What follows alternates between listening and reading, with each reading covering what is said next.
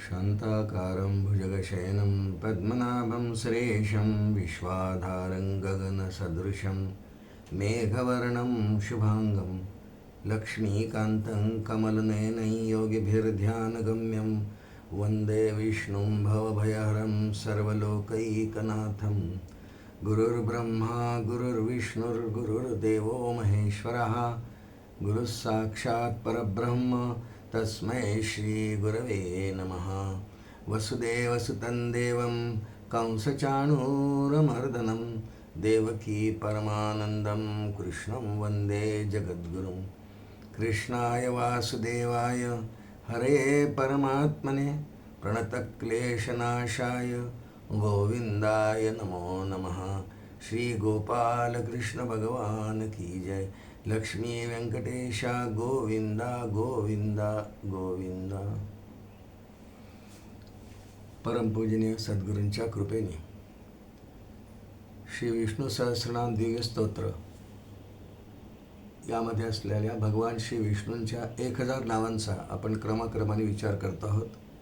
आज आपल्यासमोर जो श्लोक आहे 21 क्रमांकाचा श्लोक आहे। मरीचिर्दमनो हंसः सुपर्णो भुजगोत्तमः हिरण्यनाभस्सुतपाः पद्मनाभ प्रजापतिः। श्री गोपाल कृष्ण भगवान की जय। भीष्म युधिष्ठिर संवादाच्या अंतर्गत अनुशासन पर्व जे महाभारताचा आहे त्यामध्ये हा संवाद विष्णू सहस्रनाम नावाने प्रसिद्ध आहे। तो व्यासमहर्षींनी पुढे ग्रथित केला। भीष्मांनी युधिष्ठिराच्या प्रश्नांची उत्तरं दिली। खूप छान संवाद आहेत आणि मुख्य नाम जे सुरू होतात 1000 ओम विश्वम विष्णुर्वषट्कारो। याच्या आधी भीष्म उवाच म्हणून जो उपदेश आहे की या नामांनी काय होतं, यांचा परिणाम काय। कारण असं आहे की मनुष्य जन्मात आल्यानंतर सतत कर्म करीत राहतो, चांगली वाईट दोन्ही करतो। चांगली वाईट याचा अर्थ काही पुण्यकर्म होतात, काही पापकर्म होतात। कारण कर्मा वाचून तर जीव राहू शकत नाही। नाही कश्चित क्षणमपि जातु तिष्ठत्य कर्मकृत असा भगवद्गीतेचा सिद्धांत आहे। मग ही करत असताना वाईटही कर्म करतात, चांगली घडतात, मग त्याला दोष म्हणतात। म्हणून ज्ञात अज्ञात बरं काही जाणून आपल्याकडून वाईट कर्म होतात, काही अजाणता होतात, कळतही नाही आपल्याला की हे वाईट कर्म आहे म्हणून। तर ज्ञात अज्ञात दोष परिहारार्थम भगवन नामस्मरणम अहं करिष्ये असा नामस्मरणाचा एक संकल्प एका ठिकाणी बोललेला मी ऐकलेला आहे। ज्ञात अज्ञात मला माहीत असलेले किंवा माहीत नसलेले दोष म्हणजे पापरूप कर्म यांचा परिहार होण्यासाठी मी काय करावं याचं उत्तर मुख्य श्लोक सुरू होण्याच्या आधी भीष्मांनी युधिष्ठिराला सांगितलं आहे। तस्य लोकप्रधानस्य जगन्नाथस्य भूपते विष्णोर नाम सहस्रमे शृणु पाप भयापहम अशी सुरुवात करण्याच्या आधी, नावांना सुरुवात करण्याच्या आधी जो उपदेश केलेला आहे त्याचं तुम्ही नाम महात्म्य म्हणा किंवा विश्वाचार्यांचा उपदेश आपण म्हणू, तो ह्या प्रकारचा ह्या श्लोकात आहे। तो 12-13 श्लोकांमध्ये आहे। तस्य लोकप्रधानस्य, लोकप्रधान याचा अर्थ तीनही लोकांचा, 3 लोकांचा उल्लेख आहे तिथे। तस्य म्हणजे त्या तीनही लोकांचा स्वामी असलेल्या, लोकप्रधानस्य जगन्नाथस्य 2 विशेषणे दिले। लोकप्रधानस्य जगन्नाथस्य भूपते, पुन्हा आणि भूमीचा पती, भूमिदेवी धरणीदेवी तिचा पती, असे 3 विशेषण पहिल्या चरणात दिले। तस्य लोकप्रधानस्य जगन्नाथस्य भूपते विष्णोर्नाम सहस्रम्य, अशा त्या विष्णूंची सहस्रनाम शृणु पाप। मग कशासाठी मी सांगतोय? पाप भयापहम। नेहमी कर्म करताना आमच्या हातून जे त्रुटी दोष वाईट कर्म घडतात त्याचा परिहार करण्यासाठी, अपहार करण्यासाठी, ती नाहीशी करण्यासाठी, त्या पापकर्मातून माझी सुटका होण्यासाठी शृणु पाप भयापहम। भय, पाप आणि भय दोन्हीतून मला सुटका होण्यासाठी, पाप भय एकत्र मानलं तर पापाच्या भयापासून, किंवा पाप आणि भय 2 वेगळे मारले चरण तर शब्द तर पापापासून आणि भयापासून। कारण संपूर्ण जीवनामध्ये मनुष्याची दशा नेहमी भयभीतच असते। भय किती प्रकारचा वगैरे हा विषय आपला नाही, पण महाभय तर सगळ्यांनाच आहे। त्याला महाभयाला मृत्यूचं भय म्हणतात। म्हणून भगवंतांची नामं घेऊन, दिव्य नाम आहेत, कोणतंही एक घेतलं तरी समर्थांनी दासबोधात वर्णन एका ठिकाणी केलेलं आहे की सहस्रनामामध्ये कोणी एक, सहस्रनामामध्ये कोणी एक, म्हणता होत असे सार्थक, नामस्मरणे पुण्यश्लोक होय जे स्वय श्रीराम. सहस्रनामामध्ये कोणी एक, म्हणून त्या सर्व नामांचा अर्थ क्रमाक्रमाने आपण श्लोकाच्या आधारे, ज्या श्लोकात जितकी नावं असतील तेवढी आपण एका चिंतनात घेण्याचा प्रयत्न करत आहोत. आज 21वा श्लोक. एवढ्या थोड्याशा प्रस्तावना म्हणजे आपण हे का करतो आहे, कुठे लिहिलं आहे, कोणी सांगितलं आहे, पण पहिल्या प्रस्तावनेतही ऐकलं आहे. पण सगळे श्लोक, ते 13 श्लोक फार फार महत्त्वाचे आहेत. म्हणून आपण आज तस्य लोकप्रधानस्य या श्लोकावरती सुरुवात केलेली आहे. श्लोक जो आपल्यासमोर आज आहे, मरीचिर दमनो हंस सुपर्णो भुजगोत्तम हिरण्यनाभ सुतपाह पद्मनाभ प्रजापती. आणि क्रमाने सगळ्या नावांचा 9 नावं या श्लोकामध्ये आहेत. 9 नावांचा आपण जो अर्थ भीष्माचार्यांनी युधिष्ठिराला सांगितला आहे आणि त्याच्यावर आचार्यांचं भाष्य आहे, आचार्यांनी भाष्य करताना त्याचा विस्तार केला आहे. पहिलं नाव या आज जो श्लोक आहे आपल्यासमोर, मरीचिर दमनो हंसापैकी मरीची हे पहिलं नाव आहे. कुणाचं? भगवान श्री विष्णूंचे दिव्य नाम आपण ऐकतो, मरीची. मरीची शब्दाचा अर्थ किरणरूप, प्रकाशरूप, तेजस्वी असा अर्थ होतो. आणि मरीची हे देवाचं नाव समजून घेण्यासाठी आपल्याला लौकिक जगतामध्ये सर्वात उत्तम पदार्थ सूर्य आहे, किरणरूप. तसा किरणांचा आपला खूप संबंध आहे. देवाजवळ आपण दिवा लावतो, समई लावतो, निरांजन लावतो, उदबत्ती लावतो, ट्यूबलाईट लावतो, फोकस लावतो. तर आपल्याला ती सगळी किरणं आपल्याकडे येतात. आपण वाहनं चालवतानाही आपल्याला समोरून ट्रक आला, दुसरी कार आली, 2 व्हीलर आली की डोळ्यावरती असे खूप किरण येतात एकदम. म्हणजे एकाच लहानशा समोरच्या दिव्यातून, एखाद्या स्कूटरच्या, अशा हजारो किरण निघतात आणि ते मग आपले डोळे दिपून जातात त्यांनी. ही तर लौकिक भौतिक किरणांची गोष्ट आहे. कशासाठी? की मरीची शब्दाचा अर्थ यात मृ धातू आहे. मृ धातूचा अर्थ किरण असा होतो.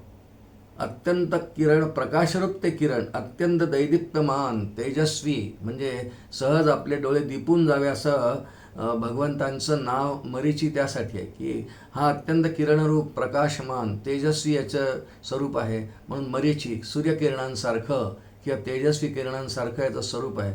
आणि खरोखरच भगवान जेव्हा सगुण साकार अवतारात किंवा एखाद्या भक्ताला दर्शन देण्याकरता प्रगट होतात ना, त्याचं वर्णन सगळं अत्यंत तेजस्वी, अत्यंत प्रकाशमय, पाहू शकत नाही. म्हणून दिव्यम ददामि ते चक्षुः असं भगवद्गीतेत अर्जुनाला भगवान म्हणाले. दिव्य चक्षु दिले तेव्हा कुठे अर्जुन भगवंतांचं विश्वरूप पाहू शकला. अत्यंत तेजस्वी. आणि या संपूर्ण सृष्टीमध्ये जेवढा प्रकाश आहे, या सृष्टीची उत्पत्तीच तेजापासूनच झालेली आहे. ज्यात ती तेजापासून झालेली आहे सृष्टीची निर्मिती, तिचा मूलस्तंभ हा मरीची मानला आहे आचार्यांनी. तिचा मूलस्तंभ मरीची आहे म्हणून त्याचं नावच मरीची आहे. मृ धातू आहे तिथे, म्हणून त्याचा मूलस्तंभ मरीची आहे. आमच्या इथे शिवपुराणात एक कथा येते, सुरुवातीचाच अगदी प्रारंभ जेव्हा आहे त्यावेळेस तिथे कथा येते की भगवान ब्रह्मदेवान विष्णूंचं एकदा भगवान महादेवांनी परीक्षा घ्यायचं ठरवलं. आणि त्या परीक्षेपोटी मग ब्रह्मदेव आणि विष्णूंचं भांडणही झालं, युद्ध झालं. ते युद्ध काही थांबेना आणि सगळ्या देवांना काळजी वाटायला लागली की विष्णूंचं आणि ब्रह्मदेवाचं युद्ध हे पृथ्वीजवळ संपून जाईल. नाही, दोन्ही ईश्वरच आहे आणि ईश्वर रूपच असलेले दोघंही इतके लढतात आहे. शेवटी महादेवांनी त्या दोघांच्या मध्ये एक मोठा दिव्य अग्निस्तंभ उभा केला, मरीची. आणि मग त्या अग्निस्तंभामुळे पुढे शेवटी सृष्टीची उत्पत्ती सुरू झाली. कारण मग ते शंकर प्रगट झाले अशी कथा शिवपुराणात येते. आणि त्यांनी सांगितलं की हे विष्णू आणि ब्रह्मदेवा हे भांडण सोडा आणि हा स्तंभ कुठून आला याचं मूळ, आणि म्हणजे याचं मूळ कुठे आहे पहा आणि शेवट कुठे आहे पहा. आणि त्याप्रमाणे भगवान विष्णू पाताळात गेले शोधायला, त्यांना सापडलं नाही, परत आले. ब्रह्मदेव वर गेले आणि ते थोडंसं खोटं बोलले शंकरांशी. त्यांनी केवड्याचं फूल आणलं, सांगितलं मला शेवट सापडला. शिवांना राग आला आणि ब्रह्मदेवांना शाप दिला. तो अग्निस्तंभ आहेच. आणि हेच पुढे शिवलिंग म्हणून प्रसिद्ध झालं. शिवलिंगाची उत्पत्ती शिवपुराणात अशा प्रकारे आहे. अत्यंत तेजस्वी दैदिप्यमान तो स्तंभ त्या दोघांच्या मध्ये उभा केला आणि विष्णूने येऊन सांगितलं, मला तर काही मूळ सापडलं नाही. पण ब्रह्मदेव थोडं असत्य बोलले. ब्रह्मदेवाला शाप दिला की तुझी पूजा कधी होणार नाही, तू अवतार घेऊ शकणार नाही.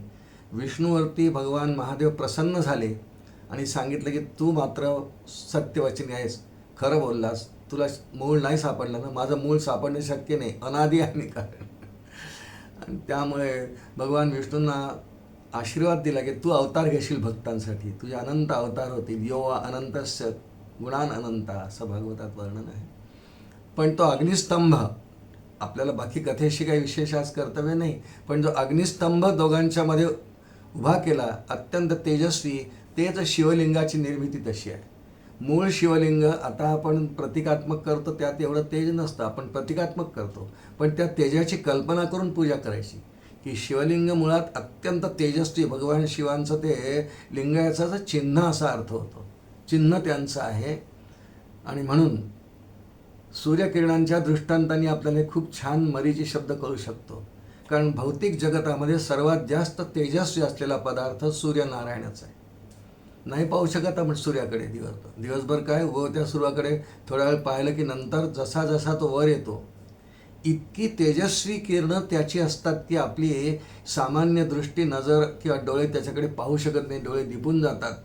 आणि म्हणून त्याचं वर्णन भगवद्गीतेत केलेलं 11व्या अध्यायात दिवी सूर्य सहस्रस्य हे भगवंताचं वर्णन आहे.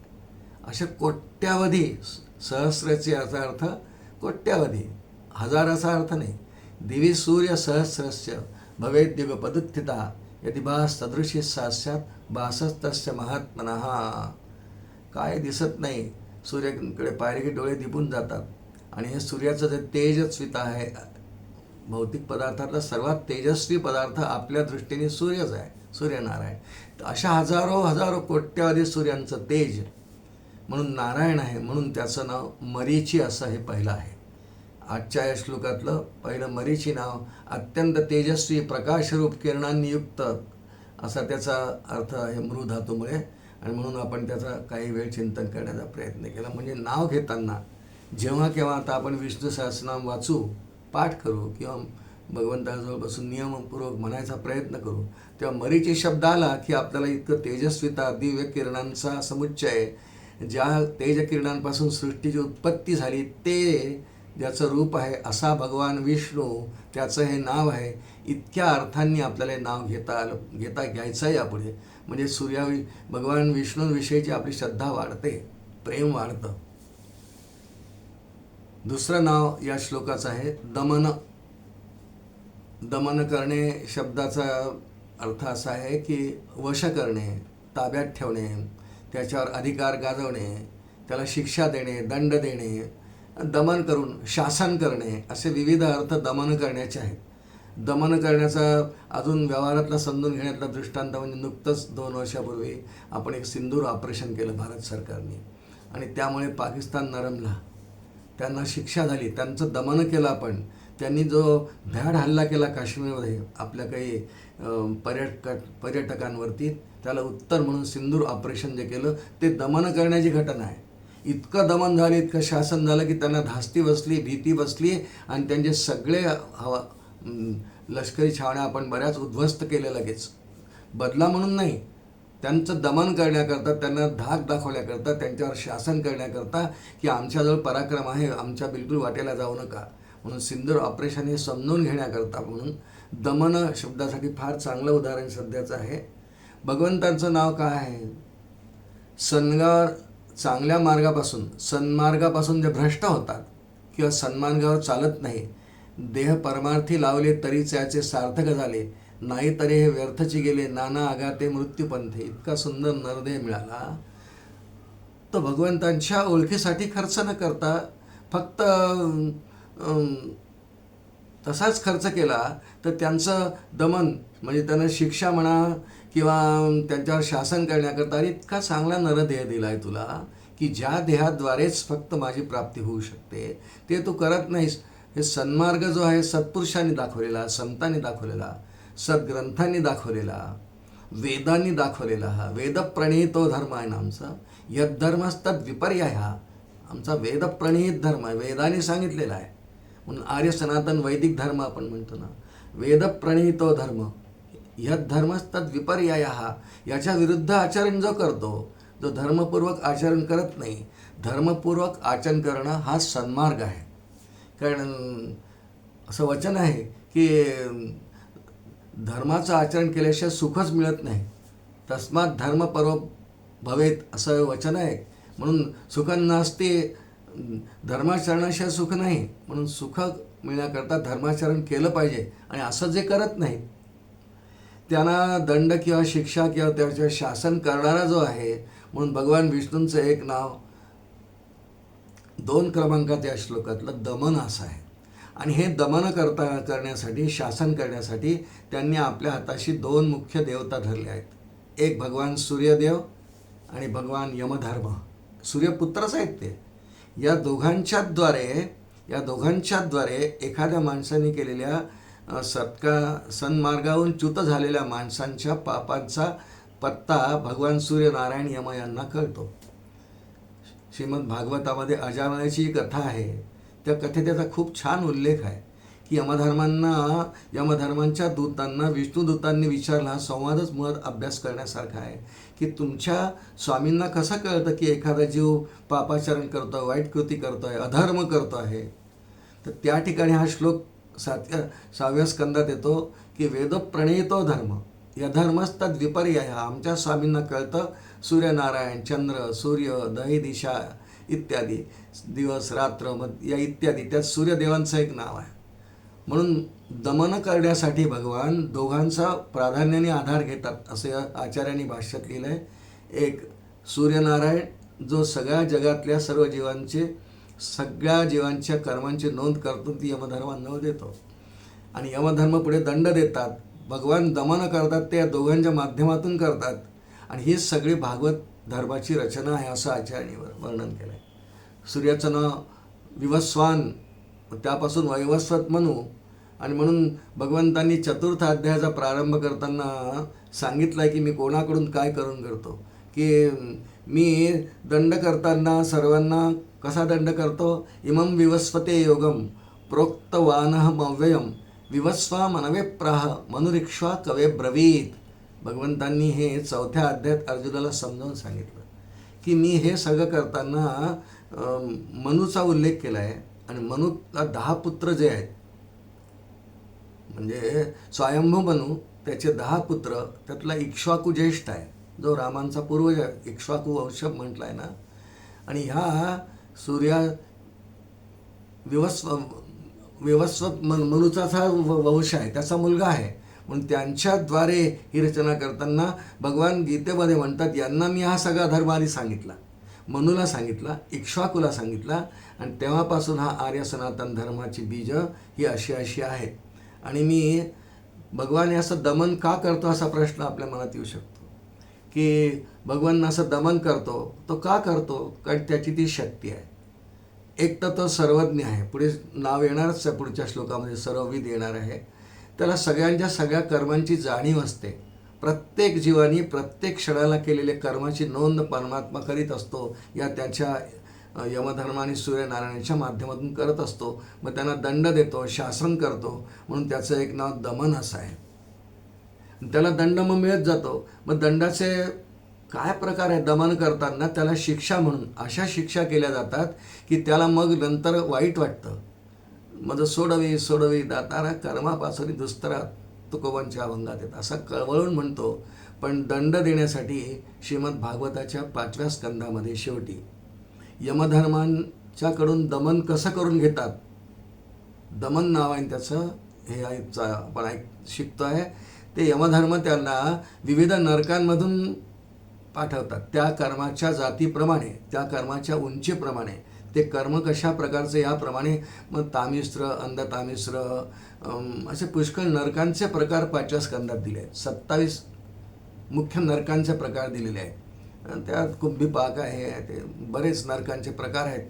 हे त्या जीवाच्या त्या कर्माप्रमाणे त्याला भोगायचे हे दंड आणि शिक्षा आहेत. हे यमधर्मांकडून भगवान देऊन घेतात. म्हणून दमन करताना, शिक्षा करताना, शासन करताना, त्यांच्यावर नियंत्रण ठेवताना, त्यांना धाक दाखवण्याकरता भगवान ज्या क्रिया करतात, कोणाला? सन्मार्गांपासून च्युत झालेल्यांना. त्यांचं दमन करतात असं आचार्यांनी लिहिलेलं आहे. जे सत्पथावर आहेत, सद्गुरू प्रणीत आहेत, उपासना इत्यादी करतात, काही भक्ती करतात, ज्ञानांगाने प्रवास असेल, पण भगवंत मानतात, भगवंतांची उपासना करतात, भगवत प्राप्तीसाठी काहीतरी साधन करायला लागतात, अशांना नाही भगवान दमन करत. त्यांना उलट भक्तीत सहाय्य करतो. दमन दुष्टांचं आहे, भक्ती मार्गापासून च्युत झालेल्यांचं आहे, किंवा सन्मार्गांपासून च्युत झालेल्यांचं शासन जो करतो त्याला दमन करणं म्हणतात. आणि म्हणून भगवंतांचं एक नावच दमन, ह्या श्लोकातलं दुसरं नाव दमन असं आहे. फार सुंदर अर्थाचं आहे.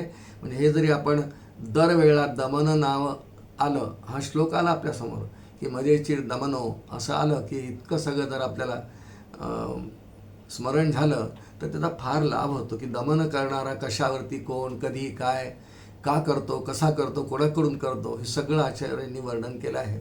आपण त्याचा अर्थ थोडक्यामध्ये पाहण्याचा प्रयत्न केला. पुढचं नाव आहे हंसहा. हंस याला अवतारही मानला आहे. हंस हा श्री विष्णूंनी घेतलेला एक अवतार आहे. त्याच्याविषयीची समर्थांनी ओवी पण लिहिलेली आहे. विष्णू होनी राजहंस उपदेशित ब्रह्म्यास, अशी ओवी आहेत दासबोधामध्ये. भगवान विष्णूंनी एकदा हंसाचं रूप घेतलं.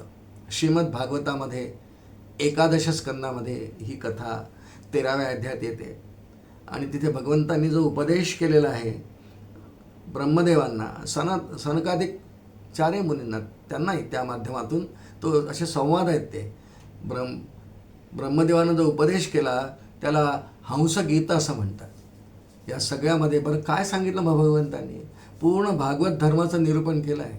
आणि त्यातल्या त्यात राजविद्या राजगुह्यम पवित्रम इदमुत्तमम, हे जे भगवद्गीतेत 9व्या अध्यायात वर्णन आहे.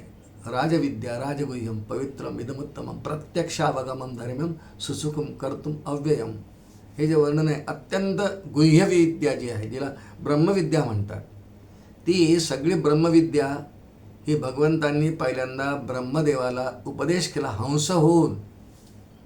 ते हंस म्हणजे भगवानच आहेत. हंस म्हणजे भगवान आहेत. आणि हंसाला ते उपदेश हंसरूपाने करणारे भगवान आहे, म्हणून त्यांना त्यांचं नावच हंस ठेवलेलं आहे. अवतार आहे हा, उपदेशासाठी आहे. आर्य सनातन वैदिक धर्माच्या गुह्य अशा तत्त्वज्ञानाचा उपदेश करण्याकरता हा अवतार आहे. आणि म्हणून भगवंतांचा हा जो अवतार आहे हंस नावाचा, भगवंतांचे 2 प्रकारचे अवतार होतात. माहिती आहे आपल्या सर्वांना, ऐकलं असेल पुष्कळदा. एक शस्त्रावतार असतो, जसं प्रभू श्रीरामचंद्र धनुष्यबाण घेऊन आले, कधी सुदर्शन चक्र आहे, कधी काही आहे, पण हा शास्त्रावतार आहे. 2 अवतारांची विभागणी केली आहे. एक शस्त्रावतार, शास्त्रावतार. आमचा भगवान श्रीकृष्ण मात्र दोन्ही उभय अवतार आहे. तो शस्त्रावतारी आहे.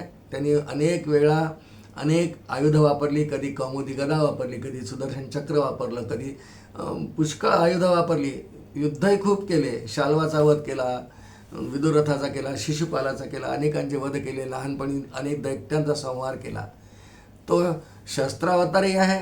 आणि शास्त्रावतारी भगवद्गीता सांगितली, हो, उद्धवाला उद्धवगीता सांगितली, शास्त्रही सांगितलं. त्यामुळे भगवंत श्रीकृष्णाचा जो अवतार आहे तो शास्त्रावतारी आहे, शस्त्रावतारी आहे. पण हंसाचा अवतार फक्त शास्त्रावतार आहे. शास्त्र समजावून सांगण्याकरता पुन्हा पुन्हा त्यांना सांगावं लागतं. कधी अर्जुनाच्या निमित्ताने, कधी नारदांच्या निमित्ताने चतुश्लोक भागवत, कधी ब्रह्मदेवांच्या निमित्ताने हंसगीता किंवा हंसगीता निरूपण, कुणाच्या तरी माध्यमातून त्यांनी जर जीवाची भूमिका घेतली तर ईश्वर हा जीवाचा साक्षात गुरु असल्यामुळे, शास्त्रावतार असल्यामुळे उपदेश करतात. मग हंस हे नाव त्या अंगाने आहे. मग भगवंतांचं नावच त्यांनी एक रूप हंसाचं घेतलं, म्हणून भगवंतांचं एक नावच या श्लोकात हंस असं आहे. पुढचा जे नाव आहे या श्लोकातलं 4 क्रमांकाचं सुपर्ण. सुपर्ण म्हणजे पक्षी असाही अर्थ होतो, आणि खरं सुपर्ण शब्दाचा अर्थ गरुड असाही होतो. आणि पक्षी म्हटलं की त्याला 2 पंख असतात.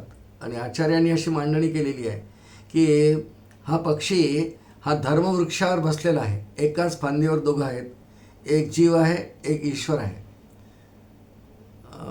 कठोपनिषदात श्रुती येते, मुंडकोपनिषदात आहे, द्वा सुपर्णा सयुजा सखाया समान वृक्षम परिषस्व जाते अशी श्रुती आहे. द्वा सुपर्णा सैजा सखाया समान वृक्षम परिषस्व जाते. एकाच वृक्षावर बसलेले दोन्ही आहेत, एकाच वृक्षाच्या एकाच फांदीवर जीव आणि ईश्वर. आणि यांच्यात काय भेद आहे? एक प्रवृत्ती धर्माकडे वळलेला आणि एक निवृत्ती धर्माकडे. ईश्वर नेहमी निवृत्ती धर्माचं प्रतिपादन करतात आणि प्रवृत्ती धर्म हा जीवाचा धर्म आहे आधी, पण त्याचं परिवर्तन होऊन प्रवृत्ती निवृत्ती आणि यातून त्या जीवाने आपली उन्नती करण्यासाठी प्रवृत्ती धर्माचं सोडून निवृत्ती धर्माकडे वळायला पाहिजे. यासाठी निरूपणे दोन पंख त्याची ही अशी आहे, म्हणून त्याचं नाव सुपर्ण असं आहे. खरं सुपर्ण हे नाव गरुडाचं आहे. गरुडाला सुपर्ण म्हणतात आणि गरुड तर भगवंतांची विभूती आहे. वैनतेयश्च पक्षिणाम असं भगवान 10व्या अध्यायात विभूती सांगताना म्हणतात. वैनतेयश्च पक्षिणाम. वैनतेय म्हणजे गरुड, विनितेचा मुलगा म्हणून विनितेचा पुत्र तो आहे म्हणून त्याचं नाव वैनतेय म्हणजे गरुड. पक्षिणाम म्हणून सर्व पक्ष्यांमध्ये मी विभूती कोण आहे? हा सुपर्ण म्हणजे गरुड माझी विभूती आहे. म्हणून भगवंतांचंच एक नाव इथं सुपर्ण दिलेलं आहे, कारण दोन्ही धर्मांचं निरूपण भगवान करतात. दोन पंख मानले आहेत त्यांचे. सुपर्ण दोन पंख, एक प्रवृत्ती धर्म निवृत्ती धर्म, दोन्हींचं निरूपण आहे. उपनिषदां वेदांमध्ये दोन्ही धर्मांचं निरूपण आहे.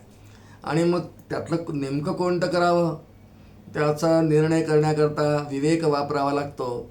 आणि आमच्या इथे कठोपनिषदात एक श्रुती येते, दोनच पदार्थ मानले, श्रेयस आणि प्रेयस. श्रेयस म्हणजे जे मला खरं करायला पाहिजे ते निवृत्ती धर्म, आणि प्रेयस म्हणजे प्रवृत्ती मार्ग जे कर्म करतो मनुष्य. श्रेयश्च प्रेयश्च मनुष्यमेतत् स्तव संपरित्य विनिवृत्ती धीरहा असे दोनच मार्ग मानले आहेत. जे करून खरंच जीवाचं कल्याण होणार आहे त्याला श्रेयसाचा मार्ग म्हणतात. परमकल्याण यद्गत्वा न निवर्तन्ते असं कल्याण होण्याचा मार्ग श्रेयसाचा मार्ग, याचे वर्णन उपनिषदांनी केलेलं आहे. पण प्रेयो मंदो योगक्षेमात वृणीते जे मंद अधिकारी असतात, बद्ध समर्थाने ज्याला म्हटलं आहे, हे मात्र मंद अधिकारी मात्र की कधी याचा विचार करत नाही आणि ते प्रेयसामध्येच गुंतून बसतात. वास्तविक प्रेयसात न गुंता श्रेयसाचा मार्ग जर निवृत्ती धर्माचा मार्ग स्वीकारला आणि पत्करला तर त्याला जास्त वेळ दिला तर ते होऊ शकतं. पण असं करत नाहीत. नाथ महाराजांना याची कीव येते आणि एक किवेपोटी एक सुंदर ओवी, कीव येण्यापोटी एक सुंदर ओवी नाथ महाराजांनी एकनाथी भागवतात लिहिली आहे. द्रव्यासाठी भावार्थता जैसे कष्टती सर्वथा तैसेच जरी कष्टती परमार्था तरी ब्रह्म तत्वता खेळणे होय श्रीराम. द्रव्यासाठी म्हणजे या प्रेयसाच्या प्राप्तीसाठी किंवा फक्त प्रवृत्ती धर्माच्या अनुसरण करणाऱ्या द्रव्यासाठी भावार्थता जैसे कष्ट, जितके कष्ट मनुष्य खरंच घेतो ना, प्रपंच म्हणा, प्रवृत्ती मार्ग म्हणा किंवा प्रेयस म्हणा, यासाठी जितके परिश्रम घेतो, द्रव्यासाठी भावार्थता जैसे कष्टती सर्वथा तैसे जरी कष्टती परमार्था म्हणजे निवृत्ती मार्गासाठी तरी ब्रह्मतत्वता खेळणे होय. तर ब्रह्म खेळणं होऊन जाईल, काय होऊन जाईल. असं नाथ महाराजांना कीव येऊन आलेली ओवी लिहिली आहे सामान्य बद्ध जीवांसाठी, प्रवृत्ती धर्माचंच फक्त आचरण करण्यासाठी. सगळं जीवनभर व्यवहार, भौतिक सुख, पैसा इत्यादीसाठी जे खर्च करतात त्यांची कीव येते संतांना. आणि म्हणून आमच्या भगवद्गीतेत असं वचन आहे 16व्या अध्यायाचा समारोप करताना भगवान बोलले, तस्मात् शास्त्रम प्रमाणन्ते कार्याकार्य व्यवस्थितो ज्ञात्वा शास्त्र विधानोक्तम कर्म कर्तव्यर्हसि. ज्ञात्वा शास्त्र विधानोक्तम, शास्त्राने ज्याचं विधान केलेलं आहे की प्रवृत्ती धर्माचं आचरण करता आलं पाहिजे आणि प्रवृत्ती धर्म सोडून निवृत्ती धर्माचं आचरण करता आलं पाहिजे. आणि निवृत्ती धर्माच्या आचरणाने या जीवाला मोक्षप्राप्ती होते. असं म्हणजे हा श्रेयसाचा मार्ग आहे असं उपनिषद सांगतात. आणि तेच भगवद्गीतेने तस्मात् शास्त्रम प्रमाणन्ते, शास्त्राद्वारे प्रवृत्ती निवृत्ती धर्म समजावून घेऊन तदनुसार आचरण करीत जाणे हे जीवाचं कर्तव्य असं आचार्य भाष्यात म्हणतात. पुढचं नाव या श्लोकातलं श्रोते भुजगोत्तम हे आहे. भुज म्हणजे हात, भुजा म्हणतात. भुज म्हणजे हात. भुजग हा उत्तम हा, की ज्याचे हात उत्तम आहेत. असं का नाव ठेवलं आहे? कारण एक सर्प नावाची योनी आहे, साप. याला हात नाही आहेत, फक्त पाय आहेत. ते सरपटणारे प्राणी अनेक आहेत असे, एक सर्पच नाही. आणि असे अनेक प्राणी आहेत. हे नाव सर्पयोनीचा निर्देश करणार आहे. भुजगोत्तमा, ज्याचे भुज अत्यंत उत्तम आहेत. सर्पयोनीकडे पाहून त्याला हातच नाही ना, त्याला पायच नाहीत, फक्त हात. सरपटतं हे हातांचं काम, ते हातही नाही. असा सरपटणारा प्राणी आहे आणि त्याला योगी मानला आहे. सर्पाला आमच्या शास्त्राने योगी मानला आहे. तुकोबांचा एक अभंग आहे. अजगर नावाचा एक प्राणी आहे, सर्पाच्या योनीमधला सगळ्यात मोठा अजगर म्हणतात त्याला. अजगर जनावर वारुळी राहे, तयाची चिंता वाहे नारायण. म्हणजे तो फक्त वारुळात असं मानलं आहे की अजगर फक्त वायू भक्षण करून जिवंत राहतो. त्या वारुळात अखंड वाऱ्याचा स्रोत जाणं. सहसा आपण बघा, सर्व सृष्टीवर रोज फिरताना कुठे दिसत नाही. त्यांचं बिळच बुजलं, काही बांधकामामुळे बुजवल्या गेलं, पावसामुळे बुजलं तरच सर्प बाहेर येतात. नाही तर सर्प किती असतील सृष्टीमध्ये या पृथ्वीवरती माहिती नाही. सगळे बिळात किंवा जमिनीत राहतात, ते येत नाहीत. त्यांना खाण्यापिण्याची व्यवस्था नारायण करतो, म्हणजे फक्त वायू तिथे ठेवतो. वायू भक्षण करून किंवा वारा खाऊनच फक्त सगळे सर्प जाती जिवंत राहत असते. सहसा फार सगळीकडे सर्रास सर्प दिसत नाही. पावसाळ्यात कधी कधी ते बिळामध्ये पाणी गेलं की निघतात, त्यांना बाधा झाली की निघतात. तिथे वारा जाऊ शकत नाही, असं बुजून जातात बिळं म्हणून बाहेर येतात. नाही तर सगळ्या सृष्टीमधले सर्प सहसा आपल्याला दिसत नाही. जंगलात वगैरे इत्यादी असतात, कारण ती बिळं बुजून जातात वारा पावसाने पाळा पाचोळा पडून म्हणून. पण सर्पजाती ही योगी मानली आहे. वायुभक्षण करून जगतात म्हणून योगी. आणि भगवंत तर महायोगी आहेत. यत्र योगेश्वर कृष्ण, भगवान स्वतः गीतेत असा व्यासाने लिहिलं आहे, यत्र योगेश्वर कृष्ण. जिथे योगेश्वर, योगियांचा योगी भगवान कृष्ण. आणि म्हणून भुजग याचा अर्थ हातावर चालणारा असा होतो. खरं कठीण काम आहे, प्रकृतीच्या विरुद्ध आहे. हातावर चालता येतं का हो? खरंच आहे. व्यायामाचा एक प्रकार आहे, जिमचा एक प्रकार आहे. शीर्षासन करणारी जी माणसं आहेत त्यांना हातावरती आपला पूर्ण देह असा उलटा करून पाय वरती आणि हात खाली असं चालणारी पण माणसं आहेत, जे नित्य योग करतात, योगासनं करतात. त्यांना असं चालता येतं. आम्ही मध्ये वृंदावनला गेलो होतो भागवत कथेसाठी. वृंदावन परिक्रमा नावाचा एक प्रकार आहे. आम्ही अशी काही माणसं पाहिली की ते हातावर चालून वृंदावन परिक्रमा करत होते. 100-200 फूट झालं की थोडी विश्रांती घ्यायची, मग पुन्हा मार्गक्रमणा करायची. वृंदावनाची परिक्रमा पुन्हा हातावर, म्हणजे हातावरती चालूनच परिक्रमा करणारे माणसं पण आहेत, माणसंही आहेत. मध्ये एक व्हिडिओ व्हायरल झाला होता. एक मनुष्य एका मंदिराला 500 पायऱ्या, मोठं मंदिर पूर्ण 500 पायऱ्या हातावर भार देऊन हाताने चालत गेला. हाताने चालतं हे खरं तर संज्ञा चुकीची, पायाने चालणं माहिती आहे आपल्याला. पण अपवादात्मक असे काही जीव देहधारी असतात की जे हातावर चालू शकतात. तो माणसाचा तो व्हिडिओ खूप व्हायरल झाला होता. पूर्ण हातावर चालत चालत मंदिरात तो 500 पायऱ्या चढून गेला असं ते दाखवलं होतं. भगवंतांना भुजग नाव का दिलं? कारण भगवंतांना जे हात आहेत, किती आहेत बरं? याला 2-3च हात आहेत का? याला खरं हातपाय काहीच नाही, आणि अपादा येतो. पण त्याला भुजग हे नाव यासाठी दिलं की सर्प योनीतल्याप्रमाणे तो आपल्या हातांनी खूप कार्य करू शकतो, हातांनीच क्रिया करू शकतो. आणि म्हणून त्याचं नाव भुजग. म्हणजे श्रीमद भागवतामध्ये शेष सर्पाचं रूप आहे असं दाखवण्याकरता भूमा दशमस्कंदाच्या शेवटी भूमापुरुषाची कथा येते. तिथे भगवान अर्जुनाला घेऊन गेले, मग ते भूमापुरुषाचं दर्शन घेतलं. तो भुजग मोठा सर्प आहे, 1000 फणांचा सर्प आहे भुजग. पण भगवान हे सगळं करताना आपल्याजवळ 2-3 हात आहे असं नाही. त्यांना किती हात आहे हो? हरी ही ओम सहस्र शीर्षा पुरुषा सहस्राक्ष सहस्र, सगळंच हजारो कोट्यावधी आहे. इतक्या सगळ्या हातांनी भगवान कार्य अखंड करीत राहतात. म्हणजे हातांनी त्यांना खरं तर गरज नाही. नवे पार्थास्ति कर्तव्यम त्रिषु लोकेषु किंचन असं भगवान म्हणतात. पण तरीसुद्धा त्यांचं नाव भुजग आहे या अर्थाने आलेलं आहे. सर्पयोनीचा निर्देश करणार आहे. कार्य सर्वांचं करतात. 6 क्रमांकाचं नाव या श्लोकातलं आहे. श्रोते हो, हिरण्यनाभ हिरण्यनाभ म्हणजे अत्यंत सुवर्णाप्रमाणे तेजस्वी असलेली नाभी ज्याची आहे, मंगल नाभी. का मंगल असू नये हो? ज्या नाभी कमलामधून ब्रह्मदेवाची उत्पत्ती आहे.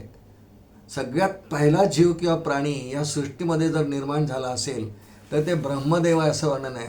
मुंडकोपनिषदातली पहिली श्रुती येते, ओम ब्रह्मा देवानां प्रथमः संबभूव विश्वस्य कर्ता भुवनस्य गुप्ता वगैरे वगैरे. ओम ब्रह्मा देवानां प्रथमः संबभूव, तो जिथून निर्माण झाले. ब्रह्मदेवाची उत्पत्ती मानली आहे श्री विष्णूंची दिव्य नाभी. नाभी कमलातून एखाद्याची उत्पत्ती व्हावी, जगात एकमेव उदाहरण आहे फक्त ब्रह्मदेव. म्हणून ते नाभिकमल अत्यंत मंगल, सुवर्णाप्रमाणे असलेलं नाभिकमल, मंगल असलेलं नाभिकरण. का असणार नाही मंगल? कारण तिथून सृष्टी उत्पत्ती करता जो आहे ब्रह्मदेव, पुढे ते सृष्टी उत्पत्ती करणार आहे. केवढं कार्य आहे, केवढं मंगल कार्य आहे. या सृष्टीमध्ये सर्व जीवांना आपल्या पूर्वजन्मातल्या कर्मांचे भोग भोगण्यासाठी इथे यायचं आहे. मग सृष्टी हवी ना, भोग हवेत सगळे. सगळं निर्माण करणारा पृथ्वी खूप मंगलमय आहे बरं तशी. म्हणून भगवंतांना अत्यंत प्रिय आहे आणि म्हणून त्याचा उत्पन्न करता तो सुंदर असला पाहिजे ब्रह्मदेव. म्हणून त्याचं उत्पत्ती स्थानही सुंदर आणि मंगल असलं पाहिजे. अशा सुंदर उत्पत्ती स्थान असलेला म्हणून भगवंतांचं नाव हिरण्यनाभ असं आहे. सुवर्णाप्रमाणे अत्यंत मंगल. किंवा दुसरा अर्थ आचार्याने दिला आहे, ज्याच्या नाभीचा आकारच खूप सुंदर आहे. ज्याच्या नाभीचा आकार अत्यंत सुंदर आहे.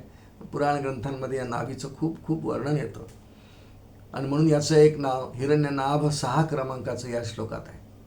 सुतपाहा 7 क्रमांकाचं नाव आहे सुतपाहा.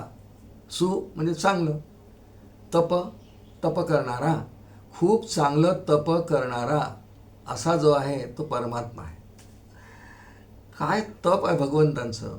असं वर्णन आपण ऐकतो नेहमी की सृष्टी उत्पत्तीच्या आधी मागील प्रलयाच्या नंतर मध्ये जो खूप अनंत काळ जातो त्यामध्ये भगवान योगनिद्रेत असतात. आणि या योगनिद्रेत असताना शांतपणे चिंतन सुरू असतं की शांतपणे भगवान पडलेले आहेत. सगळ्या जीवांची कर्मांची वासनांची बीजं त्यांच्या हृदयाकाशात असतात. मग त्यांना फलोन्मुख होण्याची वेळ आली, पण तोपर्यंत मधला सगळा काळ भगवान तप करत असतात. आणि सृष्टी उत्पत्तीसाठी तपाची अत्यंत आवश्यक आहे. एवढ्या काळात तेही तप करतात. आणि नंतर ब्रह्मदेवाची उत्पत्ती झाल्यावर ब्रह्मदेवाने तपच करायला सांगतात. पण सर्वात उत्तम तप करणारा कोण आहे? सुतपाहा भगवान श्री विष्णू आहे. कारण किती मध्ये काळ आहे, एक प्रलय पुन्हा सृजन, याच्यामधला कोट्यावधी वर्षांचा काळ आहे. इतका काळ स्तब्ध बसून चिंतन करणं केवढं तप आहे. अहो एका जागी एक क्षणभर जेव्हा माणसाला बसता येत नाही, कार्य केलं आहे. बरं कार्य काहीच नाही, सृष्टीच नाही, जीव नाही, ब्रह्मदेव नाही, आकाश नाही, पंचमहाभूत नाही, फक्त आहे आहे आहे. अशा स्थितीमध्ये खूप दीर्घकाळ कोट्यावधी वर्ष राहणं हे तप आहे. रामदास स्वामींनी दासबोधात उपदेश केला खरं म्हणजे आपल्याला येतो, काही गलबला काही निवळ, ऐसा क्रमित जावा काळ, जेणे करता सुखवेळा आपणासी फावे श्रीराम. शांत बसण्याचा अभ्यास भगवान करतात, हे तप आहे. आणि खरं म्हणजे सर्व सृष्टीचा आधारच तप आहे. सृजनाच्या आधी तप, मग सृजनासाठी प्रत्यक्ष ब्रह्मदेव निर्माण झाल्यावर भगवान म्हणतात, ब्रह्मदेव विचारतात मी काय करू आता, मला काय आज्ञा आहे. ते पुत्र आहेत. भगवान म्हणतात सृष्टी उत्पत्ती कर. ते म्हणतात म्हणजे काय, मला कळत नाही, तू तप कर. मग भगवान ब्रह्मदेव म्हणतात कुठे तप करू. श्रीमद भागवतात ही कथा आहे, ते पहिल्या स्कंदातच येते. दुसऱ्या स्कंदात भगवान मग सुदर्शन चक्र सोडतात आणि सांगतात ब्रह्मदेवा, अरे तुला नाही आठवत अजून, हे चक्र माझं जिथे जाईल फिरत जाईल, तू मागे मागे जा आणि ते जिथे जमिनीत जाईल म्हणजे पाताळात जाईल त्या ठिकाणी तप कर. मग ब्रह्मदेव त्या चक्राच्या मागे त्याच गतीने जाता जाता जाता ज्या ठिकाणी चक्र जमिनीत शिरतं त्या ठिकाणी पोचतात. आणि त्या ठिकाणी जमिनीत पाताळात ते चक्र गेल्यानंतर तिथून पाताळ गंगावर येते आणि एक सरोवर निर्माण होतं. याचं नाव चक्रतीर्थ असं आहे. आम्ही गेलो इथे 2-3दा आणि त्या ठिकाणी ब्रह्मदेवानी खूप दीर्घकाळ तप केलं. का केलं? कारण त्यांना विष्णूंनी सांगितलं, त्यांच्या वडिलांनी सांगितलं तप कर, कारण तुला सृष्टी निर्मिती करायची आहे. सगळे 84 लक्ष जीवनातले प्राणी त्यांच्या वासनांप्रमाणे जन्माला आणायचे आहेत. तुला तप करावं लागेल.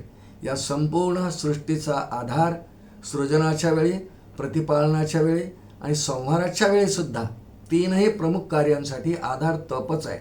म्हणून श्रीमद भागवतामध्ये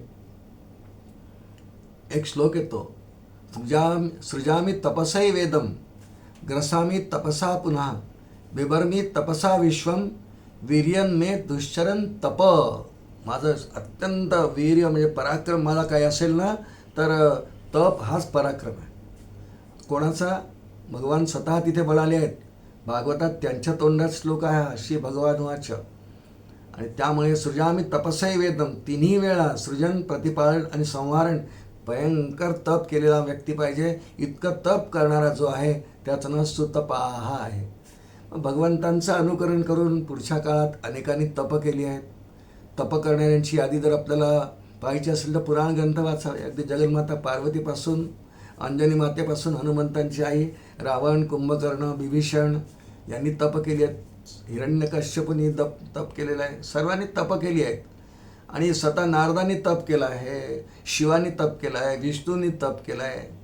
तप या संपूर्ण सृष्टीचा मुख्य आधार आहे. भगवद्गीतेमध्ये याचं मग काही वाचिक असे वाङ्मयीन तप 3 प्रकार केले आहेत. इतक्या काही खोलात आपण जाऊन अभ्यास करणार आहे. पण तप, सर्वश्रेष्ठ तप करणारा सुतपाहा तीनही मुख्य कार्यांसाठी उत्पत्ती, स्थिती, लय हे परमात्म्याचं मुख्य कार्य आहे. मग त्याच्या 3 कार्यानंतर मग उत्पत्ती, स्थिती, लय, मग त्यात प्रवेश आणि प्रशासन असं 5 कार्यांसह जेव्हा परमात्मा असतो तेव्हा त्याला प्रभू असं म्हणतात. 5ही कार्य करणारा म्हणून प्रभू असं त्याचं नाव आहे. पण त्यासाठी त्याला खूप तप करावं लागतं. वाणीचं करावं लागतं, शरीराचं करावं लागतं, सगळं तप करावं. तेव्हा कुठे चित्ताची अशी अवस्था येते की सृजन होऊ शकतं. म्हणून त्याचं एक नाव सुतपाहा, उत्तम तप करणारा, सगळ्या जगात सर्वात उत्तम तप करणारा भगवान श्रीहरी नारायणच आहे. मग त्याचं अनुकरण करून अनेक ऋषीमुनींनी, अनेक दैत्यांनी सुद्धा जे तप केली त्याचं अनुकरण करून आहे. पण मुळात पहिला तपस्वी श्री नारायणच आहे. म्हणून त्याचं नाव सुतपाहा असं आहे. पुढचं नाव 8 क्रमांकाचं या श्लोकातलं आहे पद्मनाभ. एक अर्थ वगैरे हिरण्यनाभ, आपण हिरण्यनाभ पाहिला, नाभीला धरून हे नाव आहे. आता पद्मनाभ असं नाव आहे, ज्याची नाभी कमळाप्रमाणे फुललेली आहे. कारण सर्व फुलांमध्ये कमळाला फुलांचा राजा म्हणतात. त्याचंच अनुकरण पुढे गुलाब आहे. ते लहानसं असतं पण कमळ मोठं असतं. कमळाचं फूल पूर्ण विकसित झालेलं, कमलिनी नाही. त्याचा आकार अत्यंत दिसायला सुंदर असतो, पाकळ्या अत्यंत सुंदर असतात. आणि म्हणून तर त्याच्या प्रेमात भुंगा पडतो ना.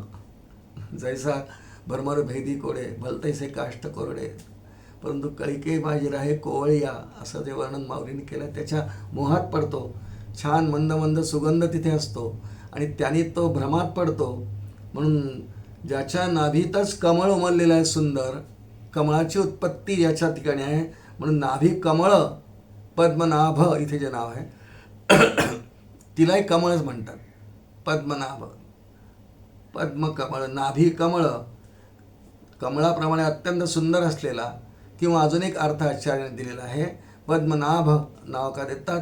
जो सर्वांच्या हृदयामध्ये राहतो. ईश्वर सर्वभूतानां हृद्देशेर्जुन तिष्ठती भ्रामयन् सर्वभूतानि यंत्रारूढानि माया.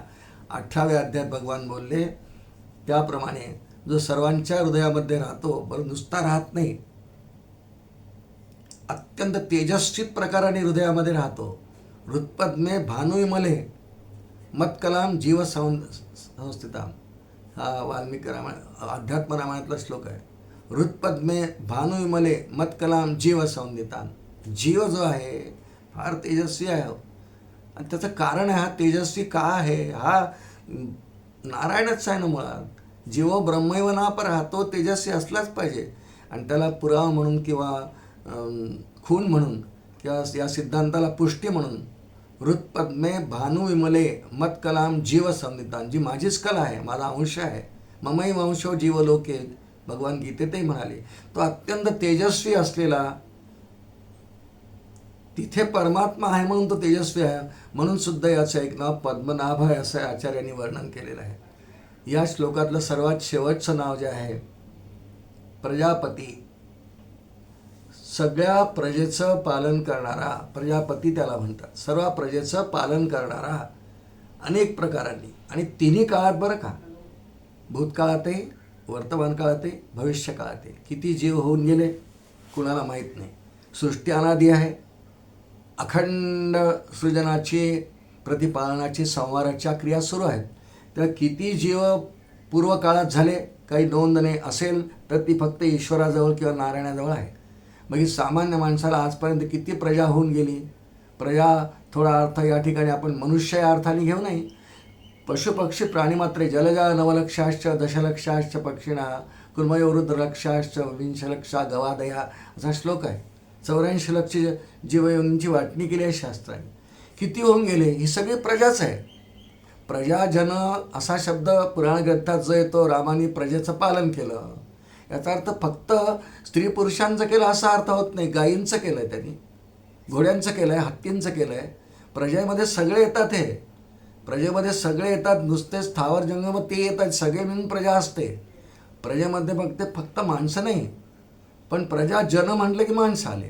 पण एरवी प्रजापती हे संपूर्ण प्रजेचा पती जो आहे, काल आज उद्या तीनही काळामध्ये ही त्याची अखंड सुरू असलेली प्रक्रिया आहे. आणि सर्वांवरती अत्यंत प्रेम करून या प्रजेचं पालन अत्यंत प्रेमाने करतो. आपल्याला जे ज्ञानेंद्रिय कर्मेंद्रिय परमात्म्याने दिली ना, याचा प्रेरकही तोच आहे, स्वामी तोच आहे. यांचा स्वामी तो, याचा प्रजापती या अंगाचा विचार करतो, नावाचा विचार करतो आहे ना. प्रत्येकाच्या सर्व ज्ञानेंद्रियांचा स्वामी म्हणजे प्रेरक, की मी हे करावं, केलं पाहिजे, याची ही क्रिया आहे. आणि त्यासाठी त्यांनी जीवाला मग क्रियमान स्वातंत्र्य दिलं. प्रेरक तो आहे. चांगलं वाईट काय करायचं आहे हे जीवाने ठरवायचं आहे. त्यात विवेक करायचा आहे की मला काय केलं पाहिजे, सार असार मला काय करायचं आहे, आत्मा अनात्मा असं निवड करायची आहे. आणि मग तशी क्रिया करण्याचा प्रयत्न करायचा आहे. पण या सर्व प्रजेच्या क्रियांचा प्रेरक जो आहे तो भगवान असल्यामुळे त्याला प्रजापती हे नाव आहे. आणि वास्तविक भगवान एखाद्या जीवाला त्याचं रक्षण करण्याकरता, पालन करण्याकरता, की त्यांच्या मागे काठी घेऊन धावेल का, की याच्यावर एखादं काही संकट आलं तर मी त्याला काठी मारून ते नाहीशी करीन, असं नाही. तो कुणाला तरी बुद्धीत प्रवेश करून तो त्याला तशी प्रेरणा देईल की हे असं काम करू नको. एक तर त्याला देईल किंवा त्याच्यावर येणाऱ्या विघ्नाची सूचना देण्याकरता कोणाच्या तरी बुद्धीत जाईल आणि सांगेल की बघा बाबा तुम्ही असं काही करू नका, तुम्हाला असं करलं की चांगलं होणार नाही, असं कोणाच्या तरी बुद्धीत जाऊन. जसं आई मुलाला म्हणते की तू चालला आहे स्विमिंगला आता, तर तू सांभाळून पोह बरं, नवीन आहेस तू, फार खोल पाण्यात जाऊ नको, तू फ्लोटर घे, कानात कापसाचे बोळे घाल वगैरे वगैरे सूचना देते ना. असं ती जेव्हा पालन करते तसा परमात्मा प्रत्येक जीवाला संकट काळामध्ये असं सावध करतो. प्रजापती शब्दाचा अर्थ पाहतोय आपण. एक योग वासिष्ठामध्ये श्लोक येतो, न देवा दंडमादाय रक्षंतो पशुपालवत. अर्थ असा आहे की एखाद्याचं प्रतिपालन करण्यासाठी, प्रजापती शब्दाचा अर्थ पाहतोय ना, रक्षण करण्यासाठी, प्रजेचं रक्षण पालन करण्यासाठी त्यांच्या मागे काठी घेऊन जात नाही. न देवा दंडम आदाय, हातात दंड घेऊन, दंडम आदाय रक्षंतु पशुपालवत, की जसं गायी वनात घेऊन जातात गुराखी आणि ते काठी हातात ठेवतात आणि त्या गायींना इकडे जाऊ नका, इकडून तिकडे काठी मार नको, तिकडे जाऊ नका, त्या शेतात जाऊ नका, त्यांचं रक्षण असं काठीने कर, असा परमात्मा करत नाही.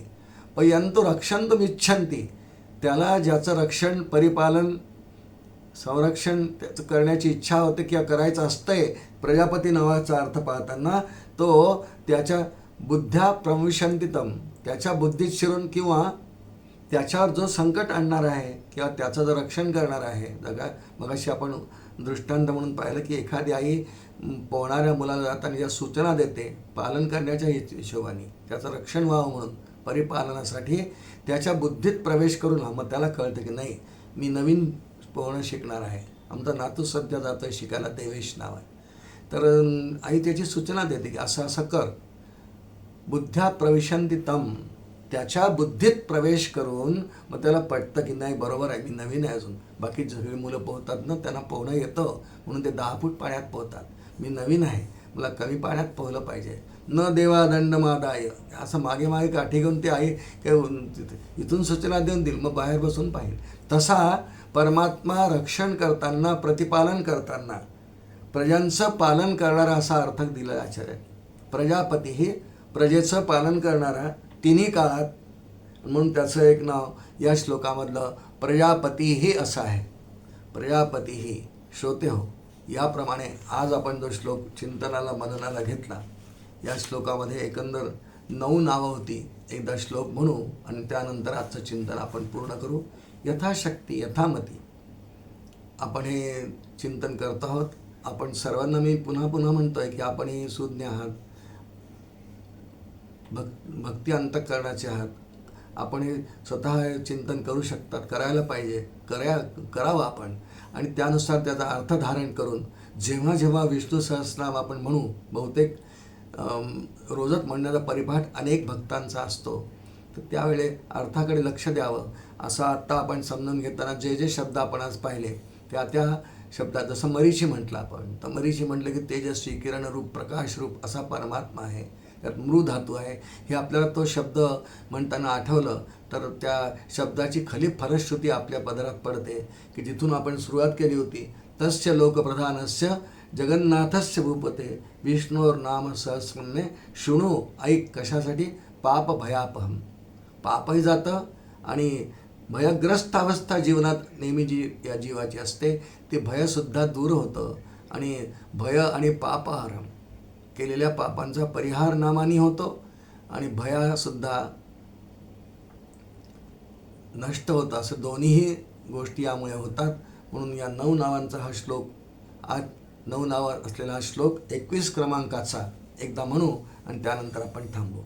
मरीचिर्दमनो हंसः सुपर्णो भुजगोत्तमः हिरण्यनाभस्तुतपाः पद्मनाभ प्रजापतीः. आजचं झालेलं आहे चिंतन परमपूजनीय सद्गुरूंच्या चरणी, श्री गोपालकृष्णांच्या चरणी अर्पण करतो आणि वाणीला विराम देतो. श्री गोपाल कृष्ण भगवान की जय. अनंत कोटी ब्रह्मांड नायक राजाधिराज सच्चिदानंद सद्गुरु श्री ब्रह्मचैतन्य रामानंद प्रल्हाद महाराज की जय. जय जय रघुवीर समर्थ.